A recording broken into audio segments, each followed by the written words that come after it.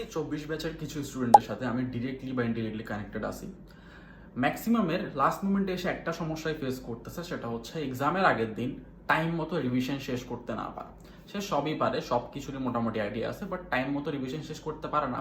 And revision শেষ করতে না পারার এই চিন্তার কারণে তার এক্সামটা খারাপ হয়ে যায়। রিভিশন শেষ করতে না পারার মূল কারণ হচ্ছে রিভিশন ম্যাটেরিয়াল ঠিক না থাকা। আমাদের সবারই উচিত এখন, যেহেতু এক্সামের আর বেশি সময় বাকি নাই, রিভিশন ম্যাটেরিয়ালটা গোছায় ফেলা। রিভিশন ম্যাটেরিয়াল হতে পারে তোমার যে কোনো ক্লাস, তুমি যেখান থেকে ক্লাস করছো ওগুলার কন্টেন্ট, বা তুমি ধরো কোনো ওয়ান শট ক্লাসের কন্টেন্ট, বা তোমার নিজের বইয়ের থেকে করা নোট। যাই হোক, এমনভাবে নোটটা সাজাইতে হবে। আমি সবচেয়ে বেশি প্রেফার করি যে কোনো ক্লাস, যে কোনো টিচারের ক্লাস নোট থেকে নোট করা।